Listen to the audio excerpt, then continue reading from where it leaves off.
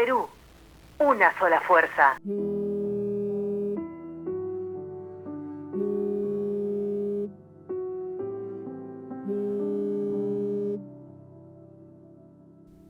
Hello? Hey, sweetie, it's me. I'm sorry to call you so late. Is everything okay? No, there's been an accident. Oh my gosh! No! No, no, no!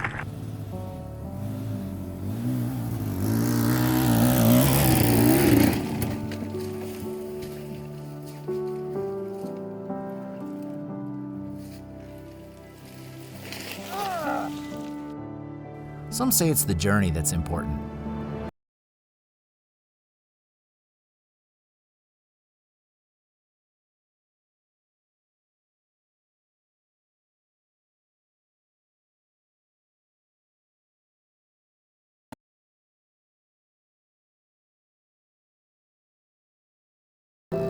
Be busy keeping up with the other people in your neighborhood. Many people actually call that life.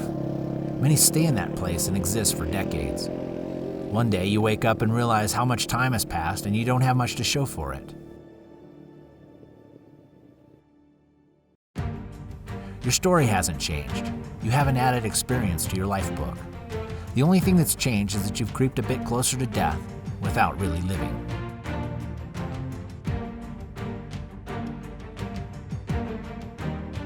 A few years back, I began developing a passion for visual storytelling. I decided that being a filmmaker would be a fun challenge, so I became one. The route through Pumahuanca has never seen the tires of a dirt bike. Why would it even cross anyone's mind? It's for mules and alpacas. Hundreds of locals have hiked this trail and would never think it possible on a motorcycle. I've already made a half dozen attempts without success. Failure motivates me more than anything.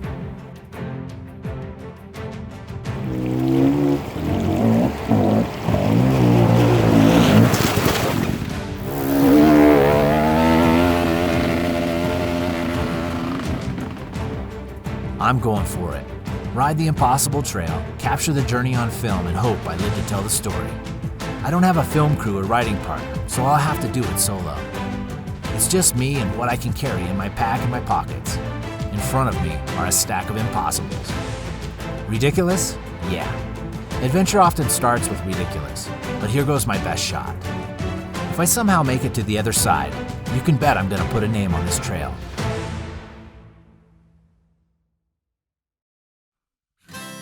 I dream about the routes I've yet to tackle, hundreds of them. No way in my lifetime could I explore each one. I've always wanted to explore the unknown. I was wired this way from the very beginning.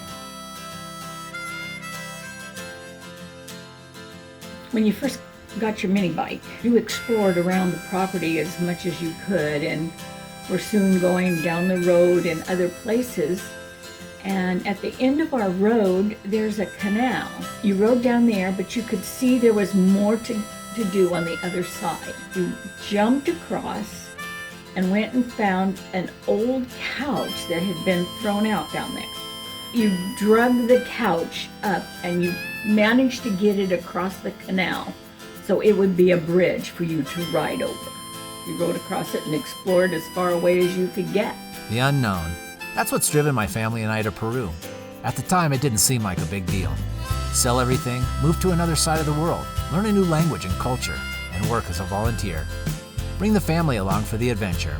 Still here, nearly a decade later. My family has not lived a normal life.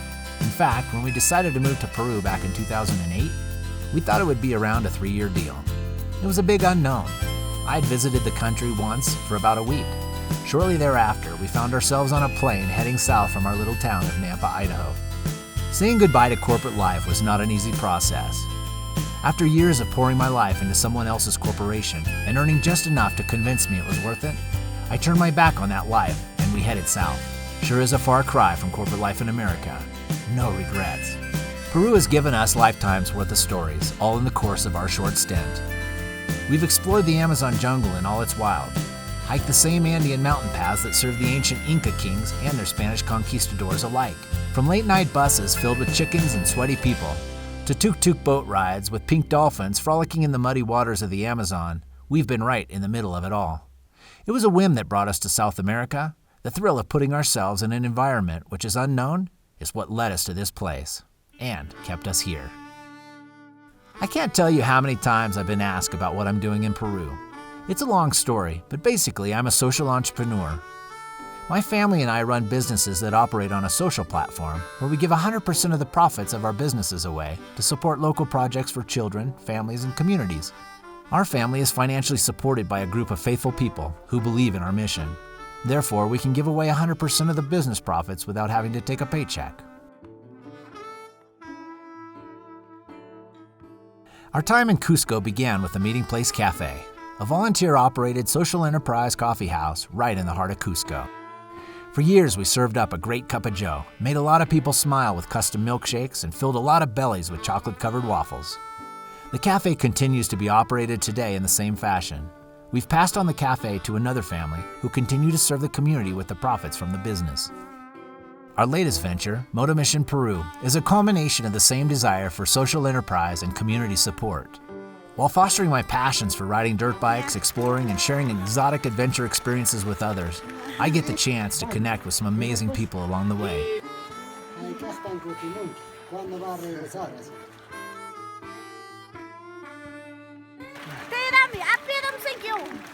Moto Mission Peru is a match made in heaven. I use my gifts, talents, and passions to serve other riders, which in turn supports underprivileged kids. Hey, this is Kurt. I'm here with Scotty from Moto Mission Peru.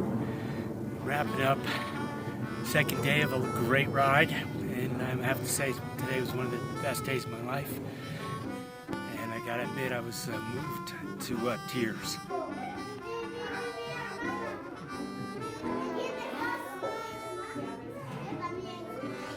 There's no better gig on the planet. I find like-minded riders that want the most exotic dirt bike experience on earth. They make a healthy donation which is passed on to the Altivas Canis Children's Project, where each day about 30 underprivileged kids, most from single mothers, receive help with homework, eat a healthy meal, and do it in a loving and positive environment. Somehow I get the privilege to guide these riders through the backcountry of the Andes, all on a dirt bike. Somebody pinch me. Day 2 is epic. Up here in this amazing kind of valley, found a little lake. Some family friends up here. We're gonna go say hi. Yeah. You said you wanted an adventure.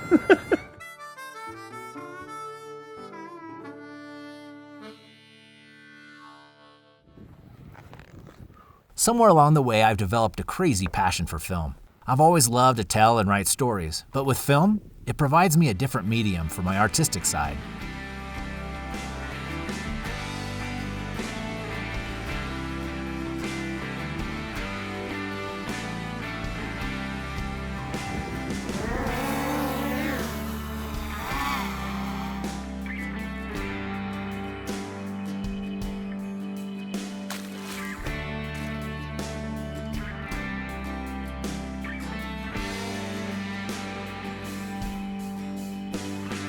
As my passion for film has been developing, so have my ideas for storylines. It seems that each time I'm out exploring, crazy things happen. I've always come back with stories to tell. I came to the conclusion that I need to document one of my adventures. Not just any adventure, but a big one. An impossible one. One that was way over my head.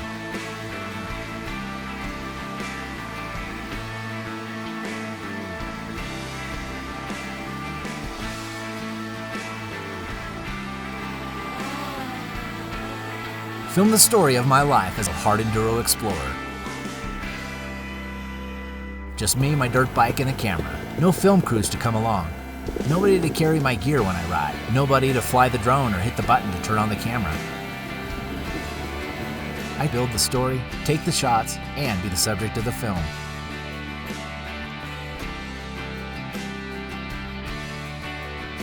I tackle an impossible route that has never been crossed on the dirt bike.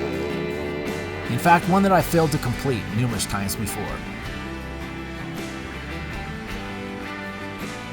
Doing it solo would certainly create a sense of accomplishment if I were to have success. Filming it would pose so many problems for me as the protagonist. I guess that's what's compelled me to do it this way.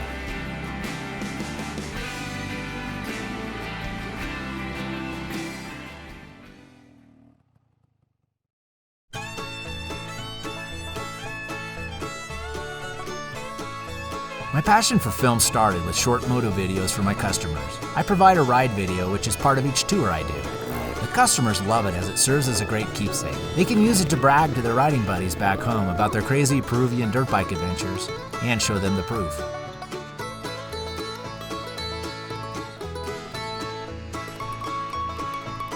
Building ride videos for my clients fits my passion for storytelling in film.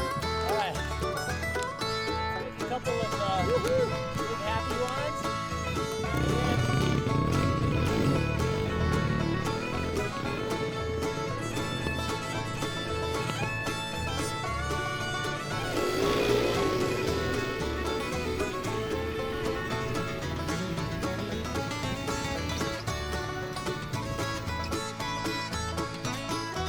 I must say it's pretty easy to take beautiful photos and videos in Peru. The Andes are a special place and hold an incredible amount of diversity in landscape. In addition, the climate and seasonal changes bring various colors and options for finding the beauty in the surroundings. Add the element of a motorcycle, and any bloke with a camera can end up with some great shots.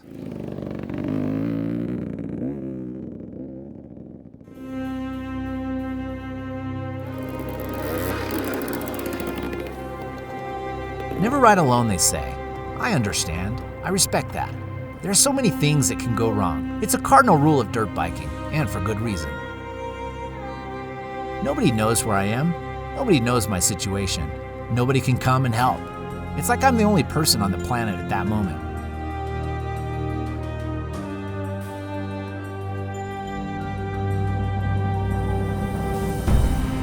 My desire and passion to explore is an overwhelming force in my life. It's just who I am. But since moving to Peru, my exploration has turned into a solo endeavor.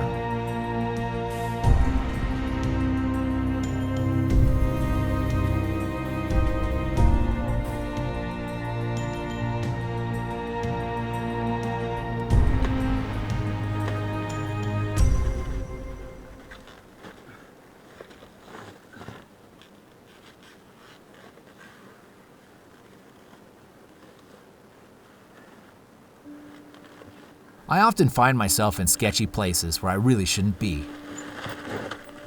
Whew. Oh, crap. This is gnarly.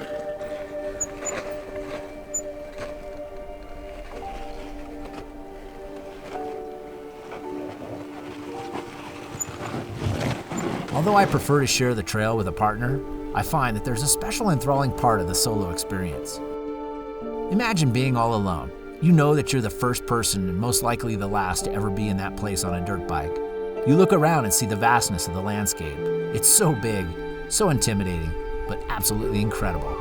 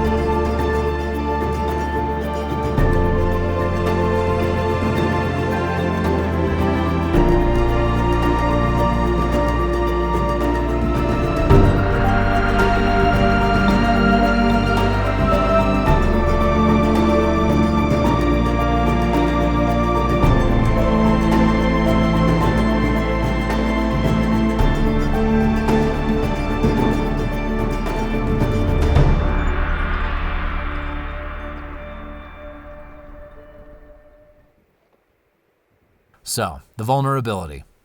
I've designed an internal way of embracing it. It's not all that bad as long as your head is on right. I wouldn't recommend always riding solo, but if there's no other option, make it amazing.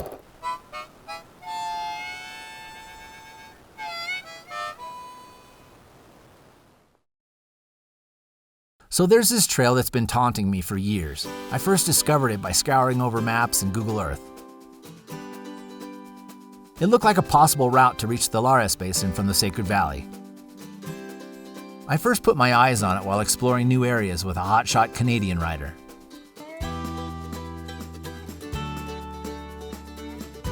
Oh man, we found a honey hole. But we didn't make it too far before the trail got the better of us.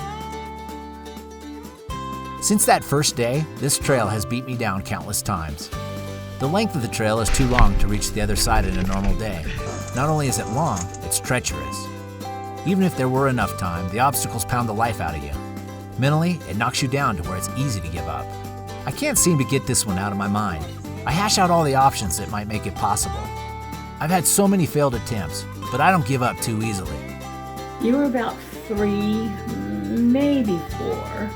We had a little bicycle, but it didn't have brakes. You would ride so hard and so fast that when you got to the curb, all you could do was hit it.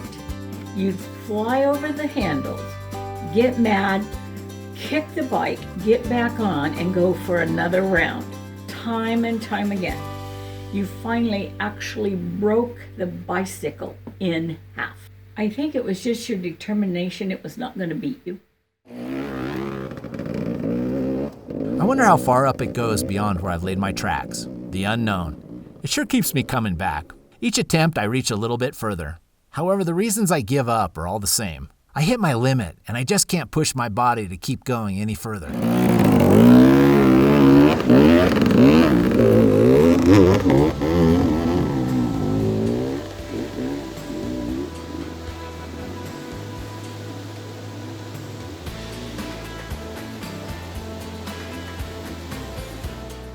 I gotta come back. I gotta reach the other side. I have to be more prepared. More physical strength, more technical riding ability, and an unwavering attitude to push further. More training is the ticket.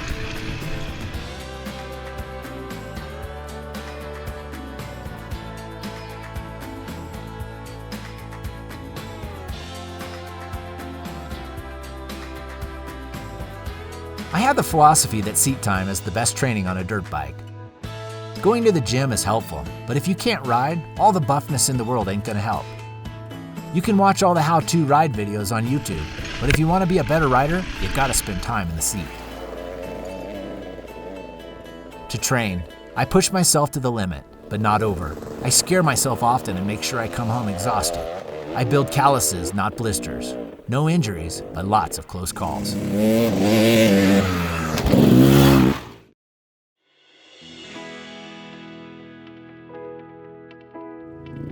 I lead a number of hard enduro moto tours each year.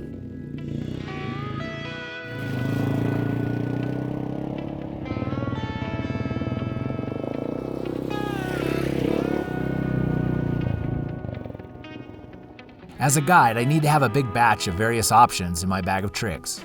Each rider is different in riding ability, physical strength, and length of tour. In order to make that happen, I've spent hundreds of hours exploring every alpaca trail, ridgeline, fall line, creekside, and countless freeride areas.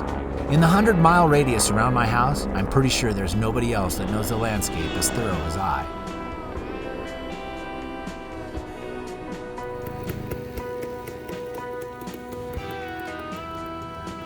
Although I do have the privilege of riding with customers a number of times throughout the year, I usually find myself riding solo.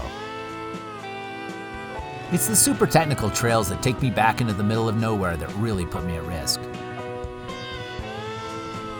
I can't assume that kind of risk with customers, and there are no local riders that want to suffer like that. So I have to go it alone.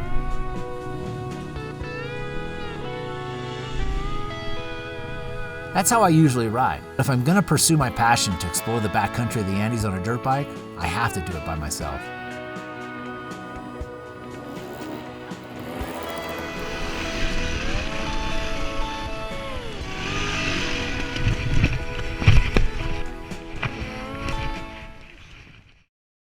I dread the thought of calling my wife to bail me out of a problem. But if you ride long enough, it'll eventually happen. Ben, Garrett, and James arrived to Cusco to ride for 4 days before their group showed up for a work project with an orphanage on the outskirts of Cusco. I first got acquainted with Ben years ago as his older brother Scott is the one who got me into dirt biking. Ben and Scott have a long history with me and motorcycles. These guys are a big reason why I'm so passionate about the sport.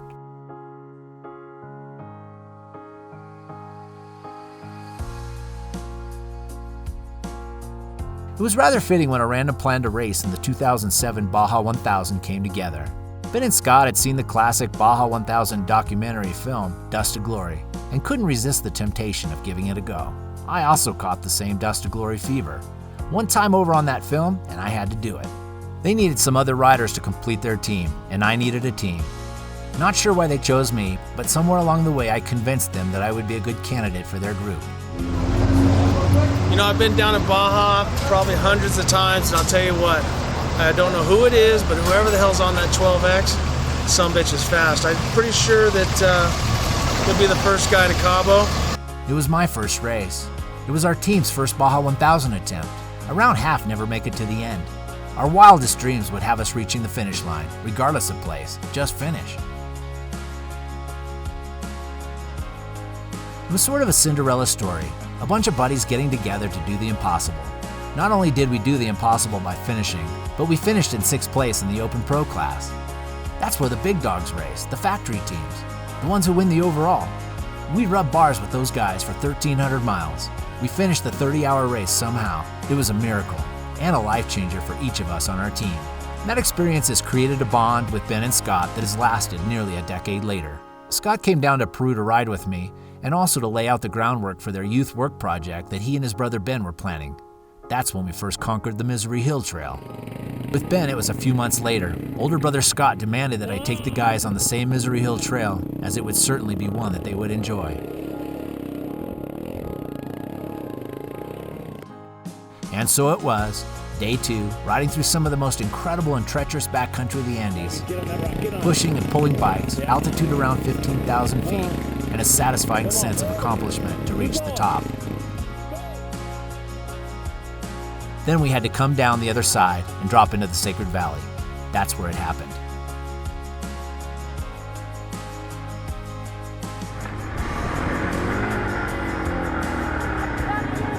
Yeah.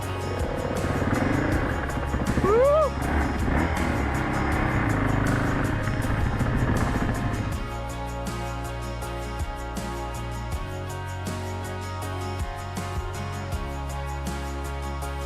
I had picked through the rock ledge carefully. There was no room for error on the low side.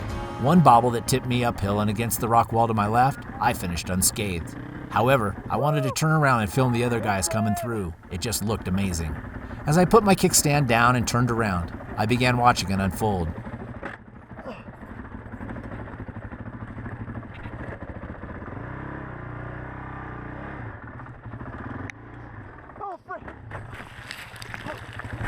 Oh my gosh! No! No! Oh my gosh!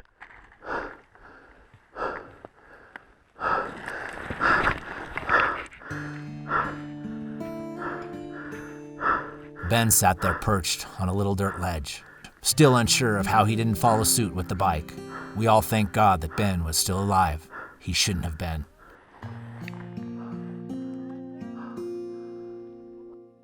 It's gonna be all right, Ben.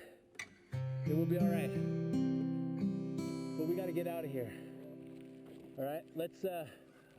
It was a simple mistake that led to the total destruction of a motorcycle as the parts and pieces came to rest hundreds of feet below. Let's get out of here. We'll deal with this later. Let's go down. I think we can, once we get down to the bottom, I know that thing is... We left the bike and began our trail of tears down toward the valley floor. 3 bikes, 4 guys, exhausted from the ride, emotionally drained from the accident. It was a dreadful situation navigating the remainder of the canyon ledge to the bottom. Walking and riding 2 up in the few places where it was possible, somehow we made it back to civilization. I dialed the phone. My wife Terry answered. It was too late to call. She knew something was wrong. I explained the details of what happened. Then we made a rescue plan. All right, so we're here on day 3. We're doing a little recovery today. So my lovely wife, not you, Garrett, but her, came and kind of bailing us out with some tools and some things, and we're going to just do our best to get up there and assess the situation and figure out what we're going to do. Hopefully we can come back with a bike. What do you think, Ben? Yeah, right. Yep. All right. This time, the operation was successful. Nobody hurt, a replaceable bike, and an experience that will forever be one to talk about.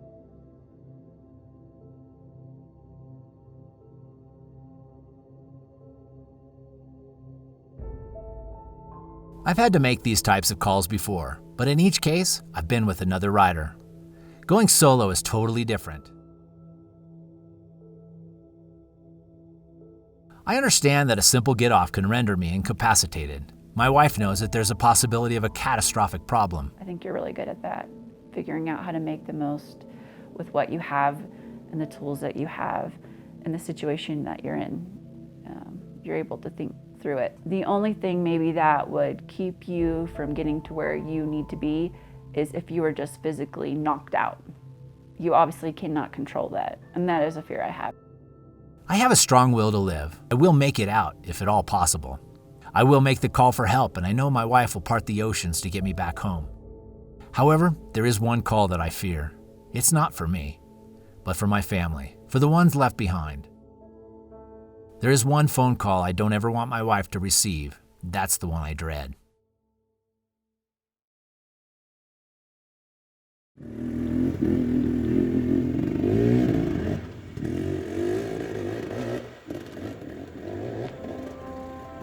Where do I start? How do I film and tell my own story? I've been blessed with a pretty crazy one. Maybe start there. I need to learn how to film myself. Then I need to learn how to film myself filming myself. That's how the story goes.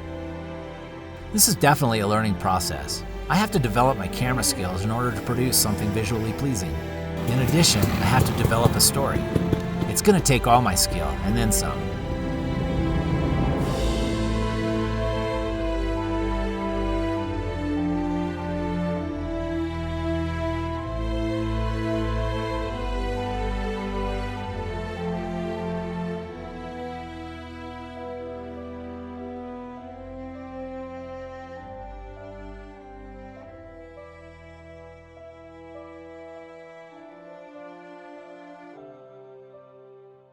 I need to study what other people do. Online film school classes, mentorship with someone in the business, and good old trial and error.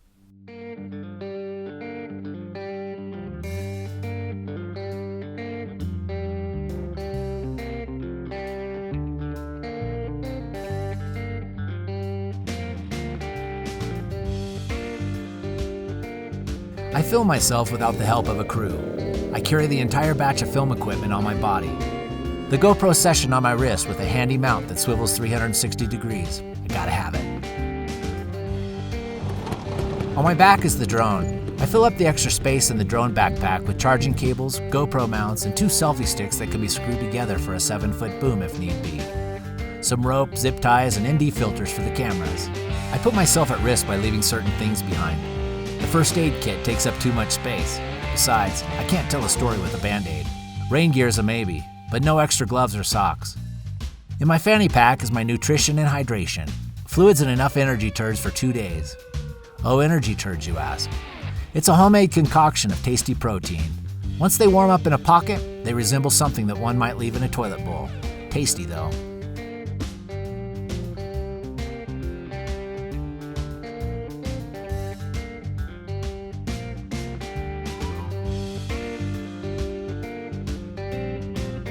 The whole process from finding the right location, picking the best angle and camera placement, lens and audio are all part of the setup. Then I have to ride through the shot and finish by picking up the gear and moving on to the next. It can be a grueling process if you do it 50 to 100 times in a day while navigating treacherous trails. That's what I face when I want to film and story a ride adventure. Although it's super fun to put it together, it's not easy. In addition to shooting the visuals, audio brings a whole nother realm of challenges. Good quality audio equipment has to be lightweight, small, simple to use, and pick up quality sound, as well as fit in my pocket. I've also had to build a sound booth to record clean narrations and sounds. Check, check. The best I could come up with is the closet under the stairs, lined with blankets and pillows for acoustic purposes. It ain't pretty, but it gets the job done. For this journey, I gotta pack right, complete the impossible route, film it well, and get back in one piece. Take only what's necessary, and maybe not even that. Taking on this project includes not only the element of film, but also the physical ride. Imagine an out-of-shape film crew charged with the task of filming a high mountain expedition on foot. If the cameraman doesn't make it, you have no film.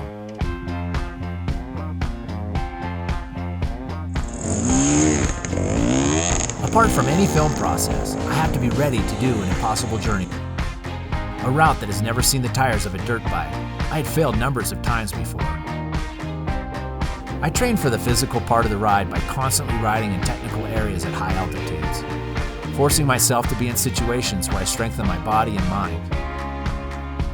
I know I need every bit of energy I can muster just to make it to the end. Somehow, I need to find even more to be able to film it and capture the journey.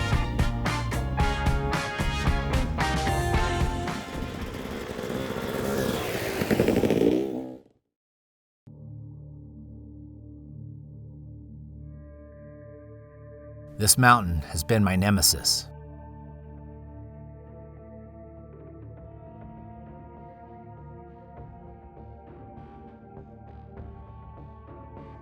Pachatusan Mountain rests just over the ridgeline behind my house. Its name comes from the native Andean language of Quechua. Legend has it that the Apu, or sacred mountain Pachatusan, is that which props up the earth. Pacha meaning earth, and Tusa, the proper support. It's a monster. Beautiful and inviting from a distance, but overwhelming and intimidating when trying to scale its angles and reach its top. Its highest peak is a few hundred feet shy of 16,000, and it teases with its commanding views from legendary ridgelines.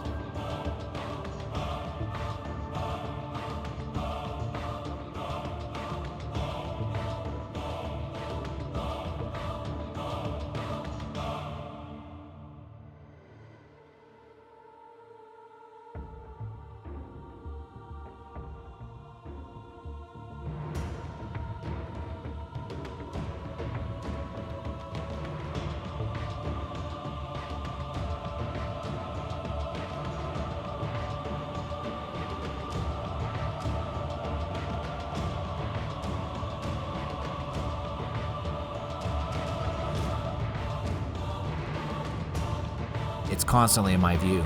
As Pachatusan taunts me and begs me for a challenge, I've developed a strong desire to reach its highest peak.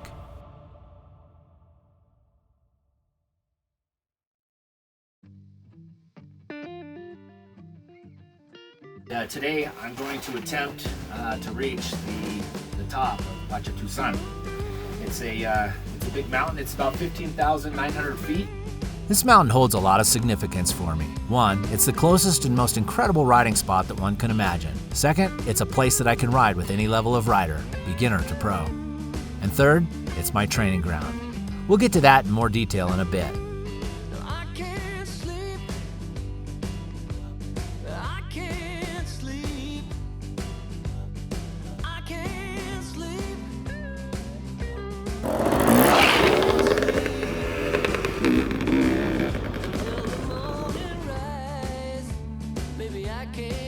As for the mountain, I've been exploring its angles for nearly 6 years.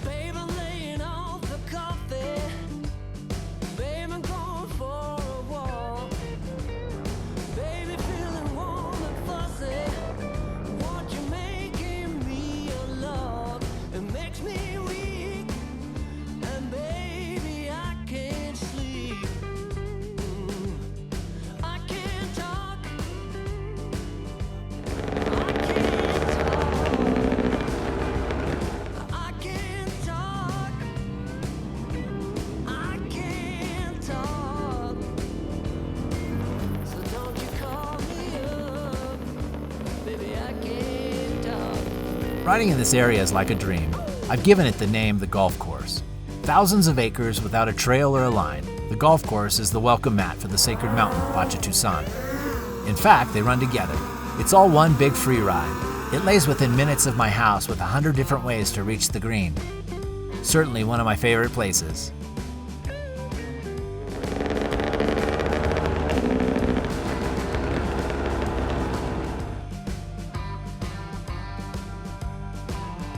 I've used the area as a homeschool classroom for my oldest daughter. We put together a class where we would study a specific photography or film technique. Then we would go out and practice.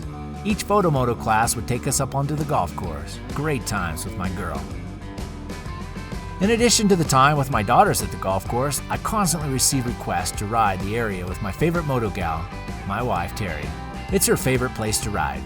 In fact, last Mother's Day found the four of us, all decked out in our gear, having a picnic on the edge of one of the hundreds of ponds that are spread out in the area. Coolest Mother's Day ever.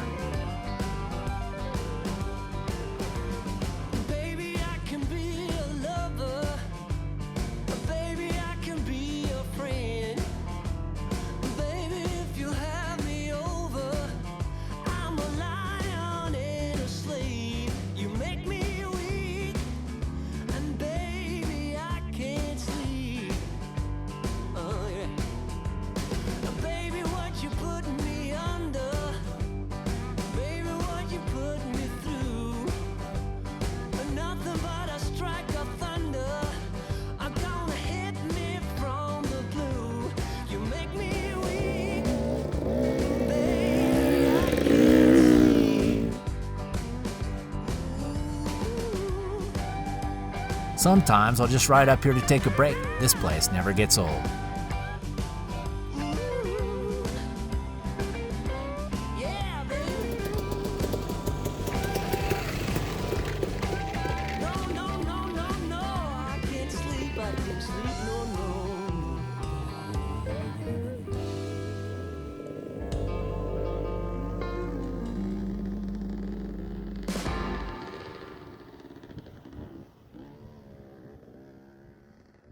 All right, this time, old girl, I'm gonna get to the top.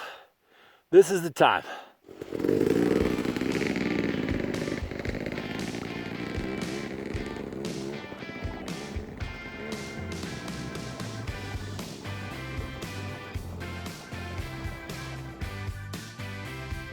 I've been getting pretty anxious to reach the top of Pachitusan. I made a deal with myself that I have to complete this one first, before another attempt at the Pumahuanca Trail. I've been gunning for it for a while now. All so far, I've come up short.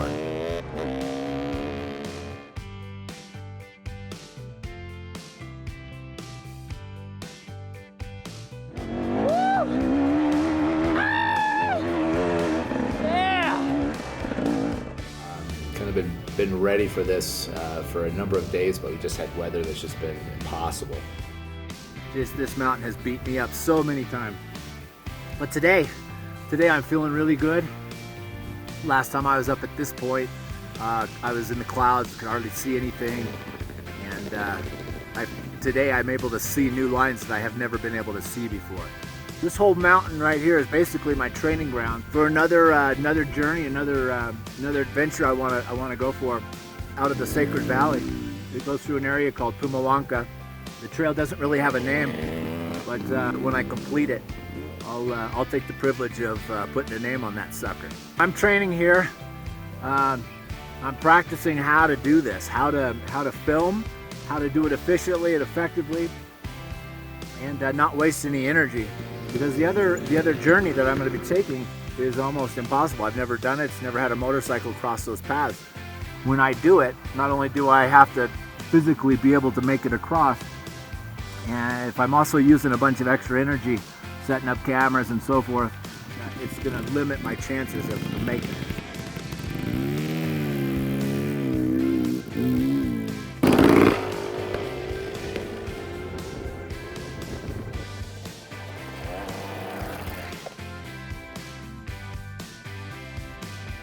That's a big mountain.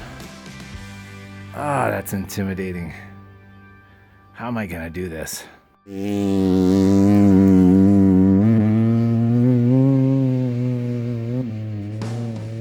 Suffering. Somehow I enjoy it when it involves a dirt bike.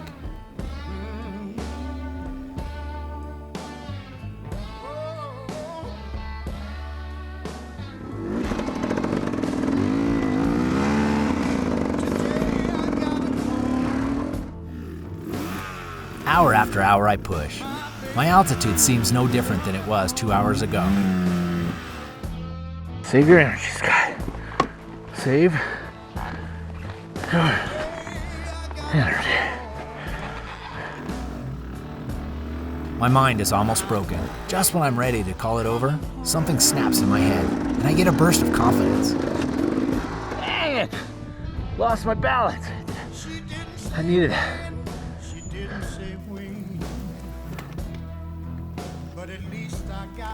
I take a shot at the hill once again. Then, it rears up and beats the life out of me, throws me to the dirt, pushes me down towards the bottom as I scrape along the rock and the gravel. Dang it. I lost 10 freaking feet. And just like that, out the pipe goes my drive to reach the top. It's all part of the training, I guess.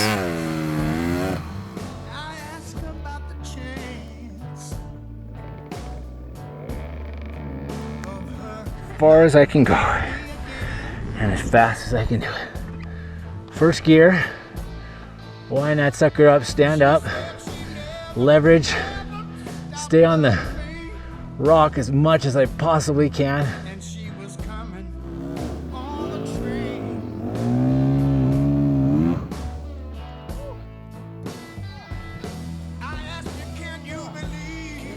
I'm struggling.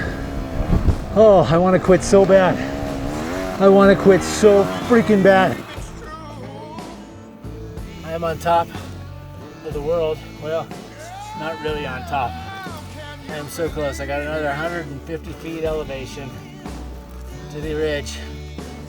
I've been fighting for 2 hours on this right here. I'm almost done. I don't have much left in me. So close.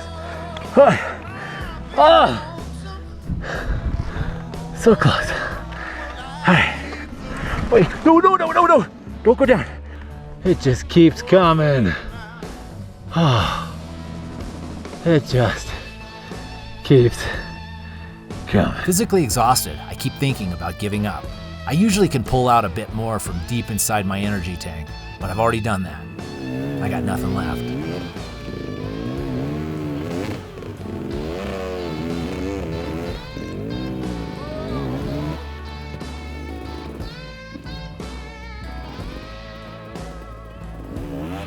The altitude has taken more of a toll than expected. It's one thing to pound it out to the top in the course of an hour. The body doesn't have time to register its misery. It's been 6 hours at 15,000 feet. I'm not sure how many dozen times I picked up my bike from the dirt. How many runs up the mountain that have left me wheezing for any hint of oxygen. How many times I've just tipped over my bike and laid in the rock and dirt because I couldn't hold myself up. Oh, come on. Let's go. Let's freaking go. Let's go. Oh, crap. My bike's going to slide all the way down this if I don't get it over on that rock. I got my slid all the way down this thing to the edge. No idea how I stopped. But here I am. My bike is just ready to tumble. And I'm going to do everything I can to let it down as easy as possible. This is not looking good. It is just barely perched on.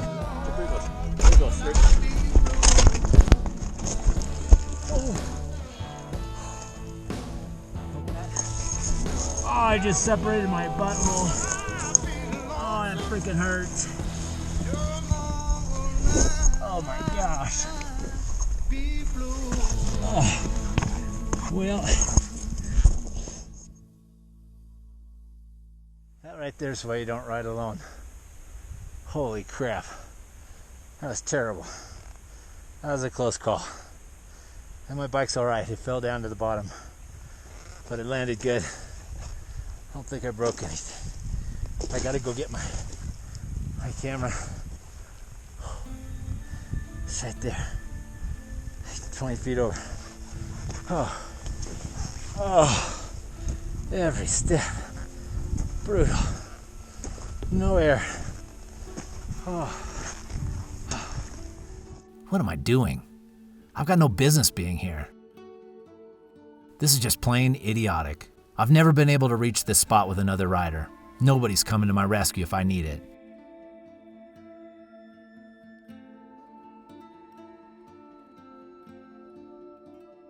I have more than enough of an excuse to head home, but I didn't come up here to give up.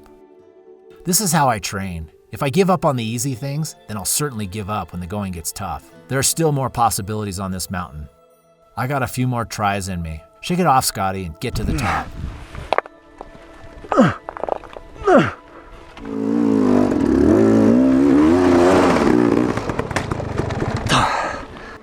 You're pissing me off now. You're getting me pissed off.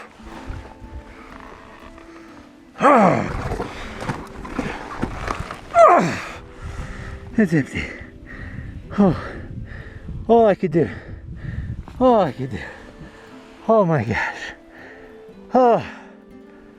I've gotten 5 feet of elevation in the last hour. I just want to get to the top. It's 100 feet up.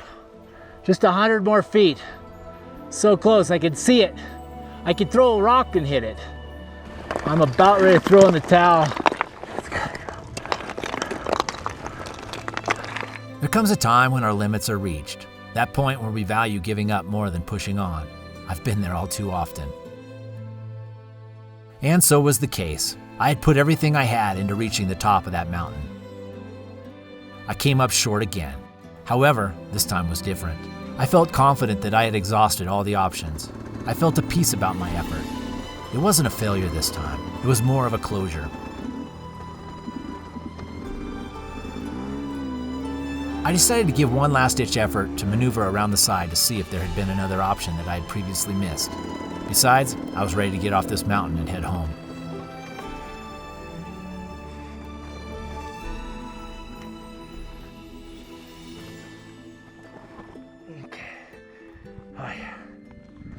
Much better. Sometimes at the end of a ride, we drop our level of concentration. Fatigue begins to control us. I found myself in another predicament.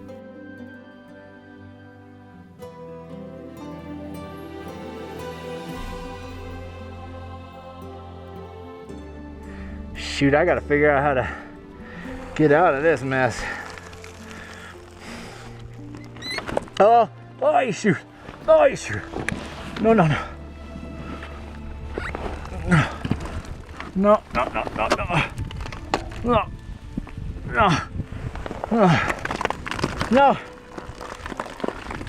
Okay.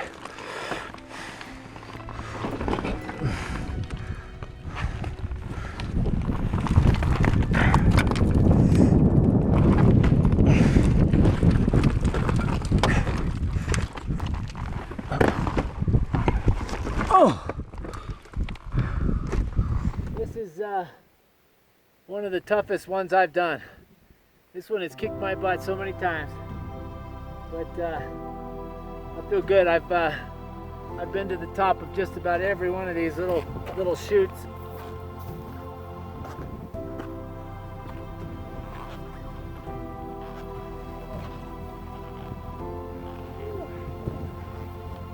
Oh yeah. That's a big one. That's a big one. Feeling like I've given it a pretty dang good try. Yeah, just sitting over looking the valley. This is incredible where I'm at right now. I'm gonna consider my training on Pachatusan complete. I'm feeling good. I've learned a lot. I've physically gotten crazy stronger, and my riding ability is so much better. We're gonna sign out and get home. Although I never ran my tires up to the top, I've put my body through a rigorous training process that will certainly pay off when I try to complete the Pumahuanca route. I've been wrestling with a 240-pound beast on the side of a mountain for nearly 7 hours. My progress was short in distance, but mentally, it was an ultra-marathon. I gave it everything I had. The sacred mountain Pachatusan was all I could handle. I'm content and pleased at my effort. I'm also convinced that I'll never reach the top with a motorcycle. The granite cliffs just don't make it possible. Better to just enjoy the heck out of this mountain with all the respect I can give it. Now, it's time to tackle Pumahuanca. After a number of other failed attempts to complete the Pumahuanca Trail, an opportunity came knocking on my door. A group of some of the top riders in Peru approached me as they were beginning their training for the Red Bull Romaniacs International Hard Enduro event.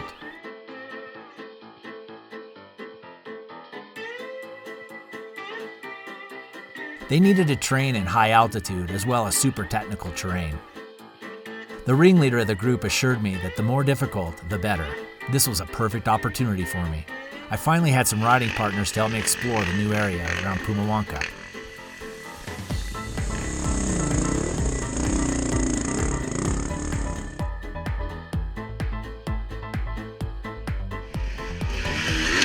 The planning came together. The guys arrived in the Sacred Valley, all ready to go for a couple of days. The plan was to tackle the Pumahuanca route on the first day.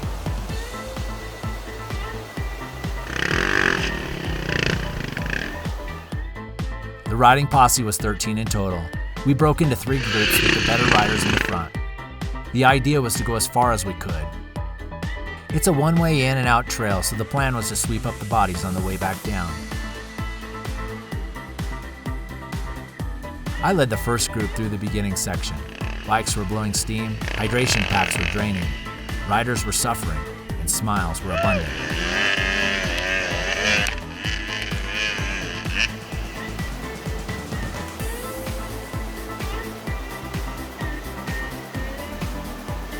Little by little, one by one, the guys kept coming. A few of us reached the top of the first waterfall and went back down on foot to help some of the others. It was a tough spot that took out almost half of the group. A couple of broken bikes, a messed up knee, and a few winded out riders, our group was down to 7 or 8.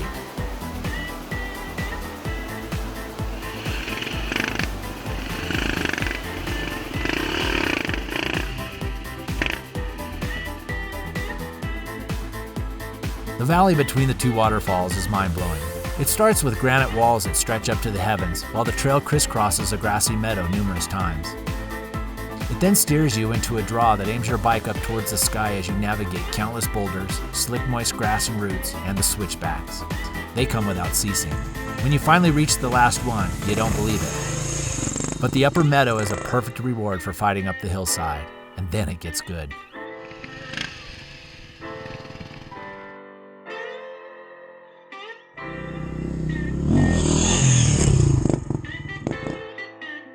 There's a certain privilege I receive when I'm the first one who explores these trails on a dirt bike. I can name the obstacles whatever I want. However, the guys on this ride, they put a name to the final obstacle, the one that turned us all around.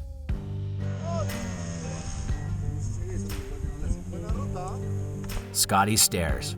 In Spanish, Las Gradas de Scatito. It was a good name. Yeah, it'll stick. It was here that the suffering came to an end. It was a fun type of suffering. The first few that reached the top parked their bikes, sat down to rehydrate and tank up on energy gummies. Then the heckling started.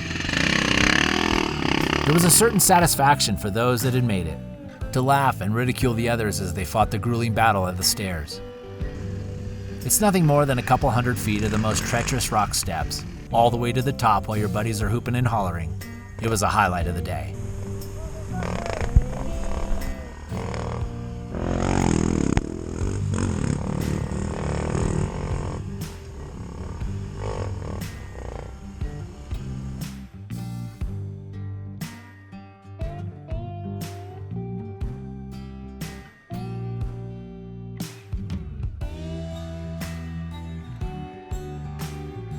We didn't even come close to where I was hoping to reach, but it was an excellent day. It helped me build my respect for the route. If these guys only made it to Scott's Stairs, I would certainly be facing a giant to reach the end. ¿Qué dices? Amazing. Yeah? Escolta Lucio.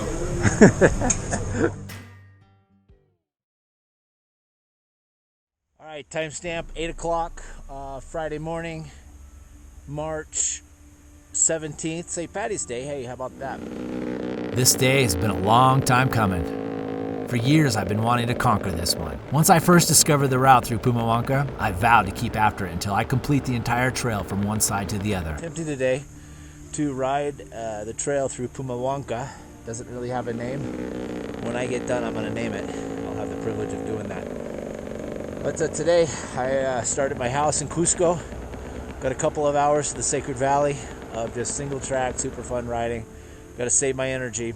Once I get to Urubamba, then I'm gonna gas up, fuel up on food, energy, whatever I can, and then that's where the gnarly stuff starts. Pretty much an impossible journey, but I told my wife that I'm gonna spend the night there in Lares. That's my goal tonight, so we're gonna sign out. See you up there.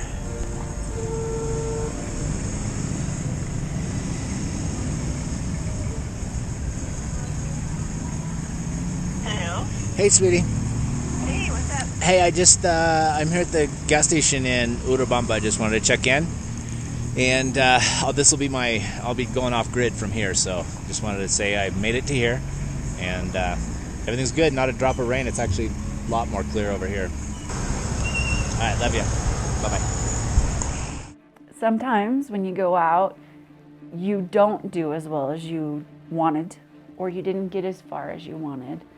And that's frustrating to you, but I think that also pushes you to go further the next time, or to try it a little different, or to prepare something a little bit better so that when you go out the next time, you'll do it better and you'll go farther.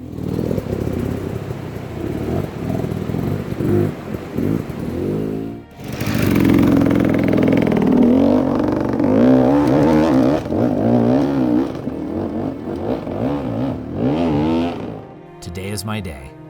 I'm as prepared as I've ever been. My body is ready. In addition, I've sharpened my technical riding abilities to a level I've never had in my life. And mentally, my desire to finish this trail is approaching obsession level. The necessary elements are in line. Timestamp 10:13. I've made numerous attempts at completing this route. Every time I failed to reach the end, but with each, I've learned more about the giant I was facing. I'm throwing in the towel. I got nothing left. I got about an hour and 20 minutes of daylight. I got a long haul out of this valley. I am so close to the Abra. The obstacles never stop. The middle part is the biggest one to overcome. I have to want it really bad. The days I didn't make it, I just haven't wanted it bad enough. One of your greatest qualities, I think, is being able to really focus in on something that you're trying to do.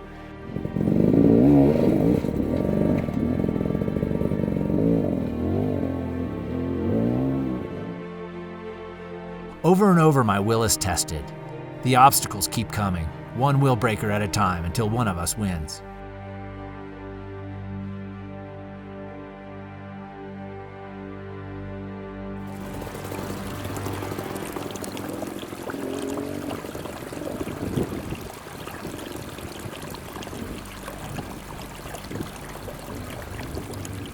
I pound forward with absolutely no intention to quit.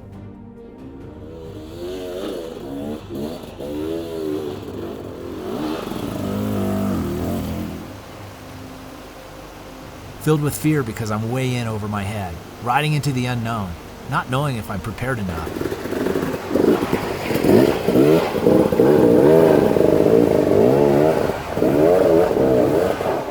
What happens if I get hurt bad enough that I become immobilized? It's dangerous and leaves me totally exposed to numerous potential catastrophes.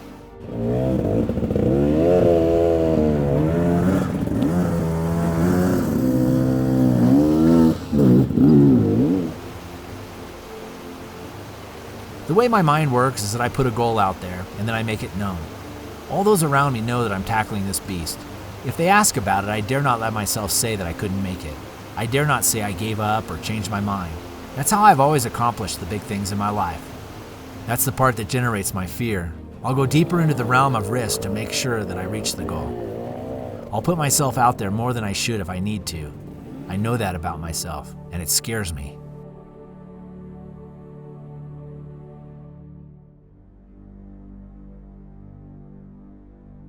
Along this route, there are a number of obstacles that square up in front of you and beat you down. Scott Stairs is one of those obstacles. It's intimidating. At its base, you face a tight switchback where you wheelie your bike, pivot turn while facing a granite wall. All the while, the 100-foot drop behind you stays fresh on your mind. Then you face the beast. I'm guessing about 60 to 70 rock stairs with water cascading down to keep things moist and complicated. Full commitment to the climb is risky, but can save a lot of energy if you don't crash out. Taking one step at a time is physically exhausting. Both options suck.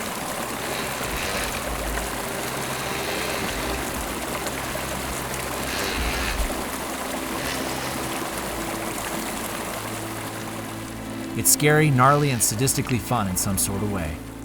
Reaching the top is a treat, a success, and a punishment all in one.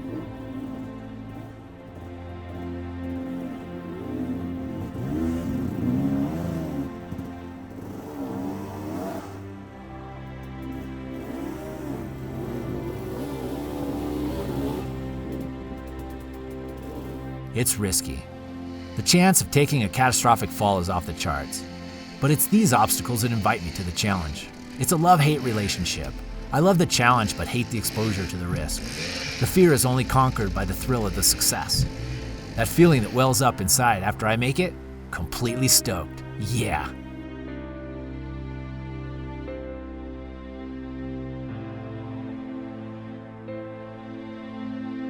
Fighting the battle up the stairs takes more than my 100%. Somehow, the thrill of reaching the top recharges me for the next section. The trail continues a bit further and arrives at the base of a granite cliff with a formidable path that switches back and forth to the heavens. A scripture in Spanish written in graffiti on the wall points out that the day of God is close, a fitting place for the words. It's a reminder. Each time I face those words, it brings back the emotion of the many times I'd failed at that point.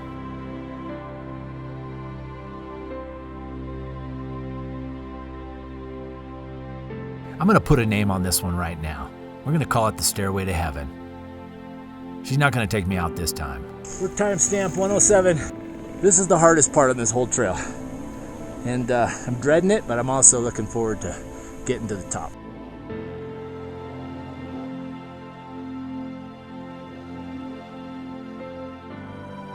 This is not even the first switchback. 1, 2, 3, 4, 5, 6, 7, 8, 9, 10, 11. In about 60 feet, 70 feet.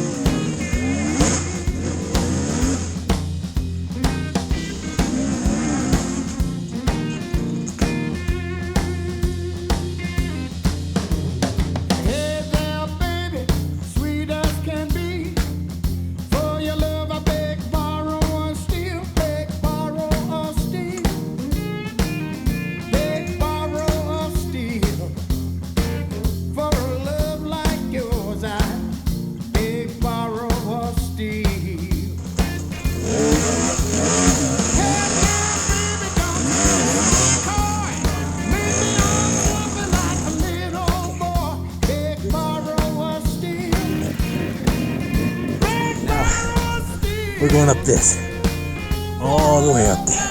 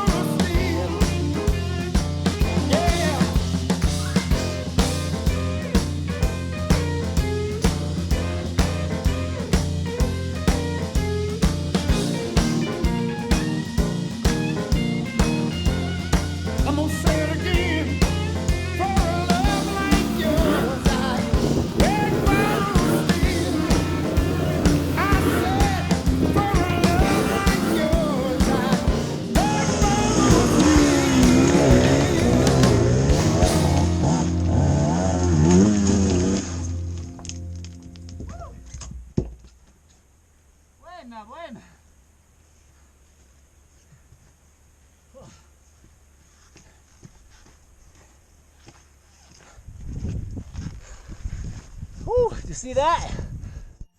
The timestamp 1:16. Oh, I made it at the top of the Stairway to Heaven, and now I gotta get my cameras. Oh, holy smokes, that was gnarly. I'm surrounded by the most beautiful creation. Nobody else on the planet has ever sat on a motorcycle and taken in this view. Only me. That's my privilege. I just can't get enough of this place.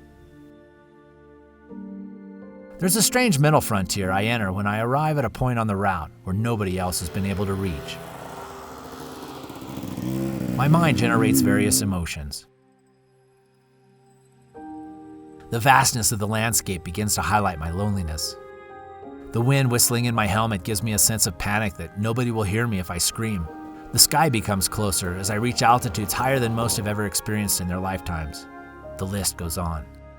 It tickles my senses and provides an adrenaline-producing concoction of fear and thrill. It's what I need at just that very moment.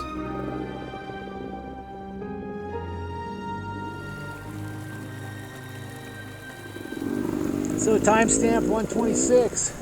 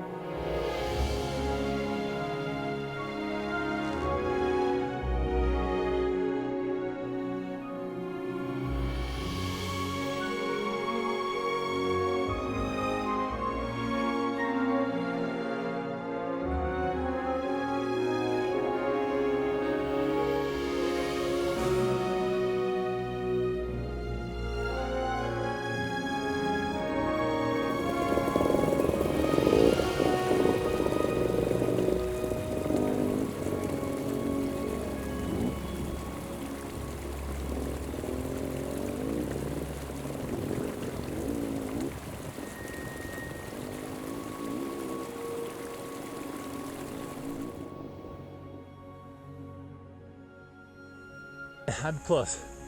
I had to get through a couple more little sections, nasty stuff, and then I should have a little bit of smooth sailing. And I am almost to the Abra. It's you can kind of see some points way up there. It's over here in this side. But man, this is some gnarly country. So fun. Man, I've come up a long ways. All the way down the bottom of that valley. All right, we're signing out. Got to get to the top.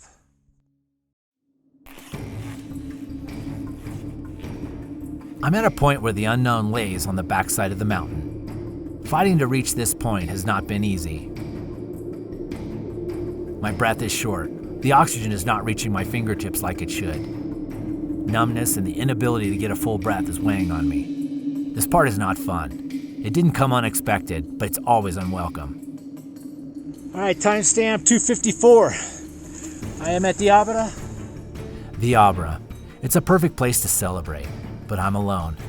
Nobody to hang with me and commemorate our long-fought success at reaching the top.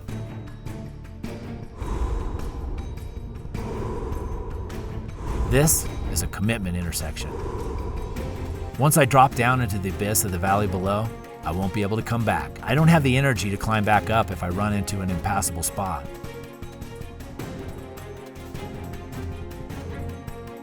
What does it call it? Kunkani, it's the valley. I can hardly talk. My hands are cramped to the point where it's dangerous to ride. I've even given up on documenting my ride via an interview from the top. There's just not enough oxygen.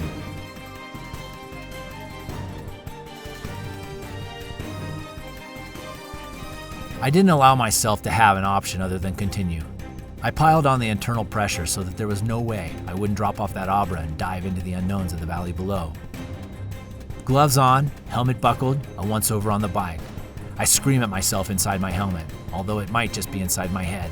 It doesn't matter. The message is clear. Finish it. Time 3:15, and I've committed. I ain't going back up that. Not today. So I got to get to the other side.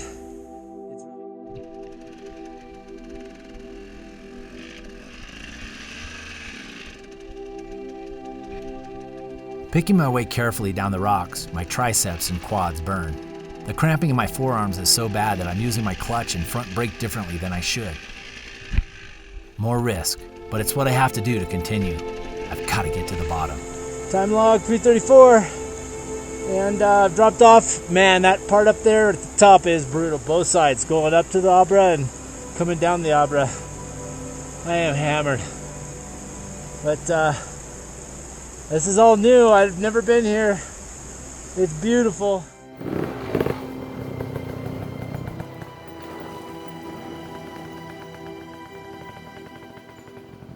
At the Abra, a little too deep in the afternoon, I understand that I'm in a tight time frame.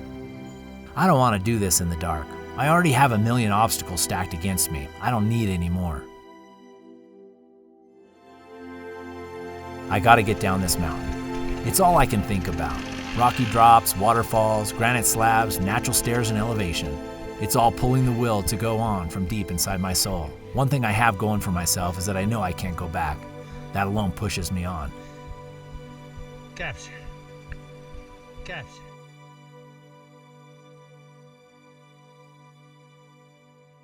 The 100 lakes I've passed have all greeted me with something personal. A cheer from the sidelines, and each their own way. Keep going, you got this.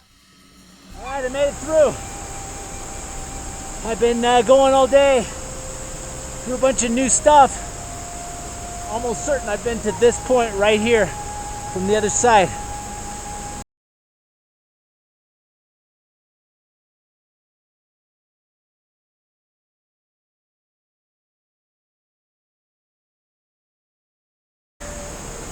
Oh, that's comfort. Yes, I've been here. I finally recognized something. This is the place I once explored with a client years ago. We tried to reach the Abra from the other side, and this is as far as we made it. I've been here. I feel great now knowing where I am. It's given me a second wind. I'm riding solid, confident, and fast, but I still gotta get off this mountain. The last part that drops into the valley floor is gnarly. If I can get that done before the lights go out, that would be sufficient. I gotta keep going.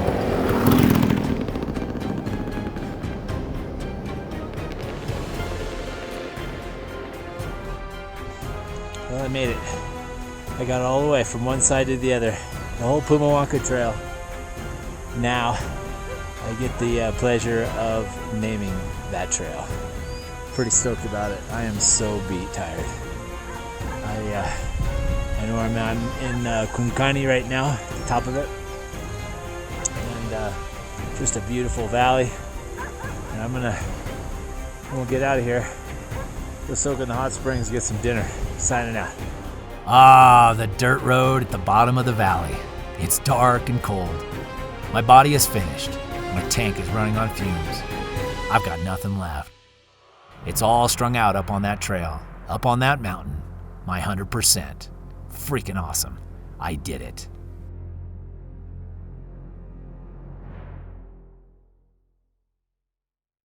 The time has come to bring this adventure to a close.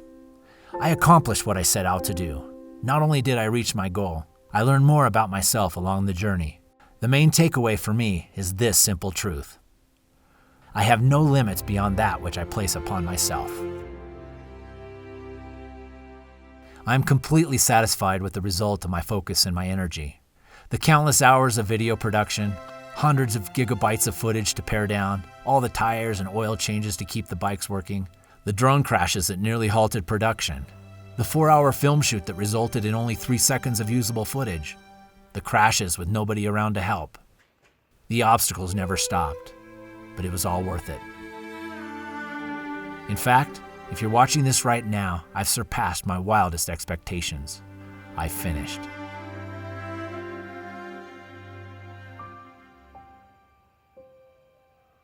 As I make my way back to the things that really matter, to those that are dearest to my heart, to those that believe more in me than I in myself, I thank God for another day to live and another story to share.